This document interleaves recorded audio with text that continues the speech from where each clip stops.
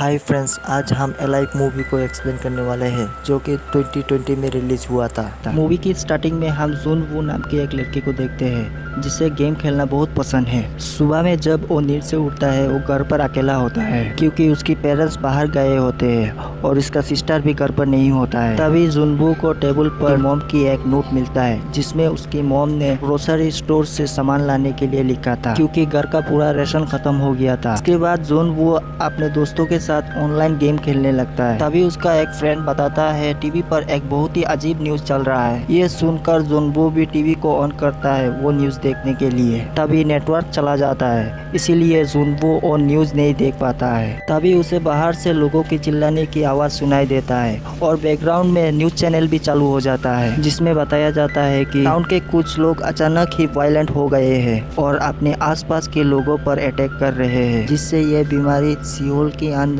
बहुत तेजी से फैल रहा है। इसके बाद जुन वू अपने विंडो से रोड पर देखता है जहां पर इन्फेक्टेड लोग बचे हुए लोगों पर अटैक कर रहे थे और सभी लोग अपनी जान बचाने के लिए भाग रहे हैं। इससे वहां का माहौल बहुत ज़्यादा खराब हो चुका था। ये देखकर जुन वू बहुत ज़्यादा घबरा जाता है और अपने फैमिली के बारे में सोचने लगता है। उसी वक्त जुन वू की पड़ोसी लड़का उसकी घर में घुस जाता है जो बहुत ही ज़्यादा घबराया हुआ था। लेकिन जुन वू टाउन की सिचुएशन देखते हुए उस लड़के को घर से बाहर निकलने लगता है क्योंकि उसे पता नहीं है कि बाहर क्या चल रहा है। तभी वो लड़का जुन वू की बाथरूम यूज करने के लिए रिक्वेस्ट करने लगता है। तब जुन वू उसे परमिशन दे देता है। तभी जुन वू को न्यूज चैनल से पता चलता है कि जो लोग इन्फेक्टेड हो रहे हैं वो कुछ देर बाद हरकतें करने लगते हैं और उनकी आंखों से ब्लीडिंग होता है। इसी बीच वो लड़का भी बाथरूम से आ जाता है और उसकी हरकतें भी चेंज होने लगता है और उसकी आंखों से ब्लीडिंग होने लगता है। ये देखकर जुन वू बहुत ही घबरा जाता है और उसे बाहर जाने के लिए बोलता है। तभी वो इन्फेक्टेड लड़का जुन वू पर अटैक कर देता है लेकिन जुन वू किसी तरह उस लड़का को बाहर निकाल देता है और दरवाजा को लॉक करके वहाँ फ्रीज रख देता है जिससे कोई भी इन्फेक्टेड लोग अंदर आ ना सके। फिर जुन वू अपने पेरेंट्स से कांटेक्ट करने की कोशिश करने लगता है। तभी जुन वू की पेरेंट्स की ओर से मैसेज आता है और बताते हैं हम लोग सेफ है, चिंता की कोई बात नहीं है और तुम न्यूज़ देखते रहना और खुद को सेफ रखना। ये जानकर जुन वू को बहुत सुकून मिलता है। इसके बाद वो अपनी फैमिली पिक्चर पर एक स्टिकर लगाता है और उस पर लिखता है मैं ज़रूर सरवाइव करूंगा। अगले दिन जब जुन वू सोशल मीडिया को स्क्रॉल कर रहा था तब उसे कुछ पोस्ट दिखाई देता है जिसमें लोग सोशल मीडिया पर रेस्क्यू करने के लिए पोस्ट कर रहे थे। इसीलिए जुन वू भी अपने रेस्क्यू के लिए फोटो के साथ सोशल मीडिया पर पोस्ट करता है। जुन वू यहाँ अकेला था इसीलिए अपने टाइम पास के लिए गेम खेलने लगता है लेकिन नेटवर्क चले जाने की वजह से उसे गेम बंद करना पड़ता है। तभी उसे बाहर से गोली चलने की आवाज सुनाई देती है और चेक करने के लिए विंडो पर जाता है जहां पर देखता है एक लेडी पुलिस इन्फेक्टेड लोगों पर शूट कर रहा है। लेकिन तभी उसकी गोलियां खत्म हो जाती है और इन्फेक्टेड लोग उस पर अटैक कर देते हैं और घसीटते हुए अपने ग्रुप में ले जाते हैं। ये देखकर जुन वू उसकी हेल्प करने के लिए सोचता है लेकिन तभी इन्फेक्टेड लोग उसे मार देते हैं। ये देखकर जुन वू को बहुत बुरा लगता है। तभी एक इन्फेक्टेड आदमी जुन वू की दरवाजा तोड़ देता है और अंदर आ जाता है। फिर जुन वू अपनी जान बचाने के लिए बालकनी की रेलिंग पर लटक जाता है और उसे पकड़ने की कोशिश करते हुए वो इन्फेक्टेड आदमी नीचे गिर जाता है और उसकी मौत हो जाती है। तभी जुन वू देखता है वो लेडी पुलिस भी इन्फेक्टेड हो चुकी है। इसके बाद जुन वू देखता है फ्रिज में रखा हुआ खाना सब नीचे गिर जाता है। ये देखकर जुन वू दुखी हो जाता है क्योंकि उसके पास खाने पीने का सामान सब खत्म हो चुका था। इसके बाद जुन वू अपने विंडोज को भी कवर कर देता है। फिर जुन वू अपने रूम में टाइम स्पेंड करने लगता है और वैसे ही 10 दिन गुजर जाता है। इसी दौरान उसके खाने वाले चीजें सभी खत्म हो जाता है यहाँ तक कि उसके पास पीने के लिए पानी तक नहीं था और वो खाना लेने के लिए बाहर भी नहीं जा सकता था क्योंकि बाहर में इन्फेक्टेड लोग उसके इंतजार कर रहे हैं। और अब जुन वू घर में अकेले रहते रहते बोर हो चुका था और ज्यादा समय तक भूखे और प्यासे रहने का वजह से उसे हेलुसिनेशन होने लगता है। एक दिन उसे लगता है उसकी फैमिली घर वापस आ गई है और सभी लोग सेफ है। इससे जुनवू को बहुत अच्छा लगता है, लेकिन कुछ देर बाद ही उसे रियलाइज होता है कि उसे हेलुसिनेशन हो रहा है। इससे जुनवू को अपनी फैमिली के लिए चिंता होने लगता है, क्योंकि नेटवर्क नहीं होने का वजह से उसने अपनी फैमिली से कई दिनों से कांटेक्ट नहीं किया। उसकी मोबाइल में अपने पेरेंट्स का एक वॉइस मैसेज आता है, क्योंकि घर में नेटवर्क नहीं आ रहा था। उस वॉइस मैसेज से उसे पता चलता है कि उसकी फैमिली को भी इन्फेक्टेड लोगों ने अटैक कर दिया है। इस बात से जुनवू को बहुत दुख होता है और गुस्से में आके घर का सामान तोड़ने लगता है। इसके बाद वो इन्फेक्टेड लोगों को भी मारने लगता है, क्योंकि इनकी वजह से ही उसने अपनी फैमिली को खो दिया है। तभी जुनवू की चिल्लाने की आवाज़ सुन के बहुत सारे इन्फेक्टेड लोग आ जाते हैं और इसीलिए जुनवू को वहाँ से भागना पड़ता है।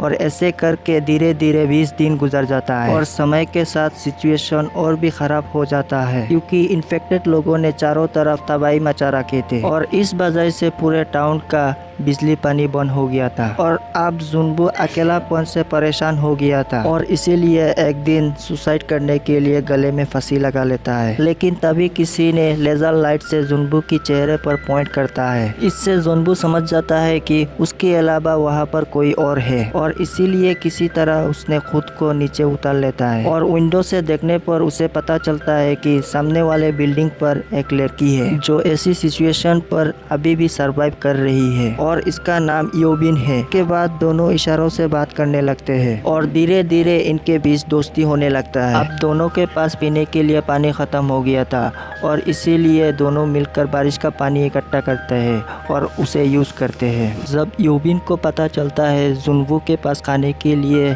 कुछ भी नहीं है, तब जुनवू एक बॉल में केबल बांधकर जुनवू के अपार्टमेंट की तरफ फेंकती है ताकि वो जुनवू के पास खाना सप्लाई कर सके, लेकिन वो बॉल नीचे गिर जाता है। इसके बाद जुनवू अपनी ड्रोन की मदद से उसके पास एक वायर भेजता है। इससे जुनवू और योबिन की बिल्डिंग के बीच एक जिप लाइन बन जाती है। इससे योबिन जुनवू के पास खाना भेजती है। अब जैसे ही जुनवू खाना शुरू करता है, तभी एक इन्फेक्टेड फायर फाइटर उस लटके हुए केबल को पकड़ लेता है। इनने जिसे जुनवू का पास भेजा था वो गलती से नीचे चला जाता है। उस केबल को योबिन ने एक टेबल पे बांधा था। जब इन्फेक्टेड आदमी टेबल को खींचता है, टेबल योबिन से टकरा जाती है और योबिन नीचे गिर के बेहोश हो जाती है। अब वो इन्फेक्टेड फायर फाइटर केबल को पकड़ के योबिन की बिल्डिंग में चढ़ने लगता है। ये देखकर जुनवू फायर फाइटर को बोतल फेंक कर डिस्ट्रैक्ट करने लगता है, लेकिन जुनवू का ये आइडिया काम नहीं करता।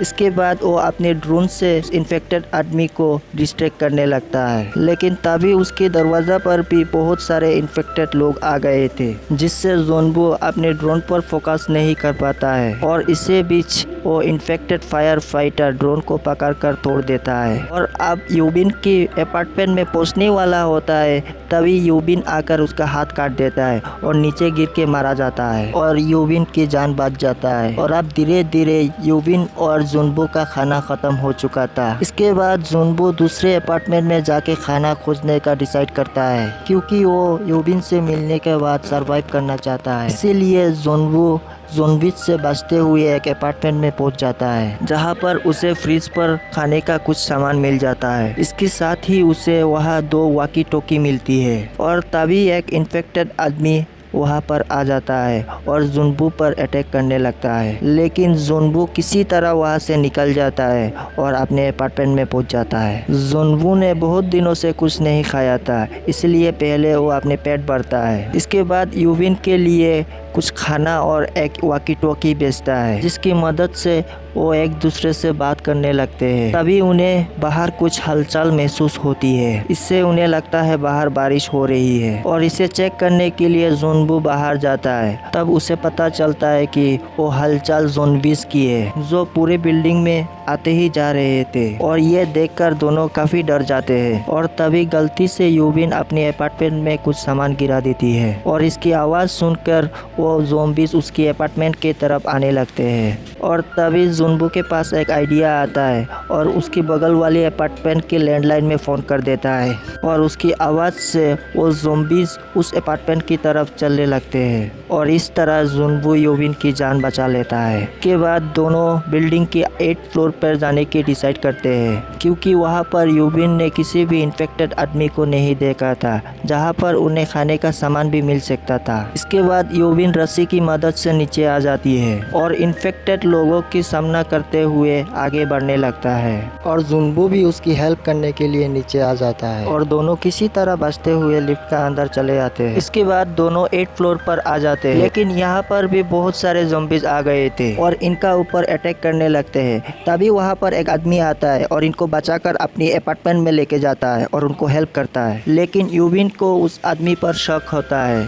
इसके बाद वो आदमी इनको पीने के लिए पानी और कुछ खाना देता है और बताता है कि यहाँ पर कुछ ही देर में रेस्क्यू टीम आने वाले हैं। ये सुनकर जुनबू और यूविन खुश हो जाते हैं, लेकिन कुछ देर बाद ये दोनों बेहोश हो जाते हैं क्योंकि उस आदमी ने खाने पे कुछ मिलाया था। इसके बाद वो आदमी जुनबू का हाथ बांध देता है और यूविन को एक कमरे में बंद कर देता है। जब यूविन को होश आता है तब वहाँ पर एक इन्फेक्टेड लेडी दिखाई देता है जो उस आदमी की वाइफ थी और वो आदमी ने दोनों को हेल्प करने की बहाने से फंसा लेता है क्योंकि यूविन और जुनबू को अपनी वाइफ को खिला सके। इसके बाद वो आदमी अपनी वाइफ का बांधा हुआ फीता खोल देता है जिससे उसकी वाइफ यूविन पर अटैक करने लगता है और अब जुनबू को भी होश आ जाता है और यूविन को बचाने के लिए उसकी फीता को पकड़ लेता है। इसके बाद वो आदमी जुनबू को ऑफर देता है, यूविन के बदले में तुम यहाँ से सारे खाने ले जा सकते हो। असल में ये आदमी भी अपने वाइफ से बहुत प्यार करता है, इसीलिए वो इन्फेक्टेड होने के बाद भी अपनी वाइफ को जिंदा रखना चाहता है। तभी जुनबू की हाथ से फीता निकल जाता है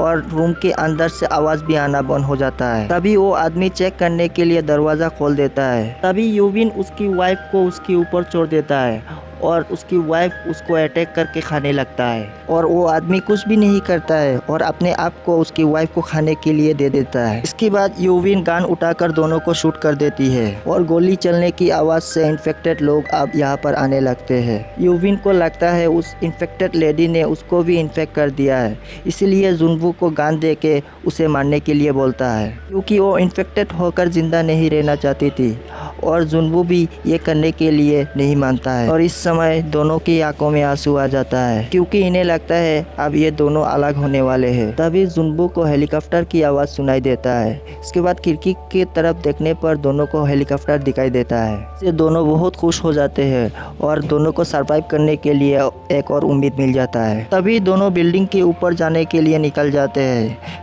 ताकि वो रेस्क्यू टीम इन लोगों को देखे और हेल्प कर सके, लेकिन इनके पीछे इन्फेक्टेड लोग भी आने लगते हैं। तभी यूविन इन इन्फेक्टेड लोगों के बीच में फंस जाती है। ये देखकर जुनबू उसकी हेल्प करता है और किसी तरह वहां से उसे बाहर निकलता है। इसके बाद वो यूविन को बिल्डिंग के ऊपर जाकर रेस्क्यू टीम को सिग्नल देने के लिए बोलता है। इसके बाद यूविन बिल्डिंग के ऊपर आ जाता है, लेकिन उसे कोई भी हेलीकॉप्टर नजर नहीं आता है। इसके कुछ देर बाद जुनबू भी बिल्डिंग के ऊपर आ जाता है और दरवाज़ा को लॉक कर देता है। जब जुनबू को भी यहाँ कोई हेलीकॉप्टर नज़र नहीं आता है तो वो भी बहुत अपसेट होने लगता है और इनकी आखिरी उम्मीद भी टूट जाती है। तभी ज़ॉम्बीज़ भी दरवाजे को तोड़ देते हैं और बिल्डिंग के ऊपर आने लगते हैं। ये देखकर जुनबू गन निकलता है और उन पर शूट करने लगता है, लेकिन तभी सारी गोली ख़त्म हो जाती है। इससे दोनों अपनी आखिरी उम्मीद भी खो देते हैं। लेकिन तभी यहाँ पर रेस्क्यू टीम आ जाते हैं और इन्फेक्टेड लोगों पर शूट करने लगते हैं। इसके बाद जुनबू और यूविन उस हेलीकॉप्टर में चढ़ जाते हैं और रेस्क्यू टीम इन्हें इस एरिया से बाहर ले जाते हैं। कुछ देर बाद इनकी फ़ोन में नेटवर्क आ जाता है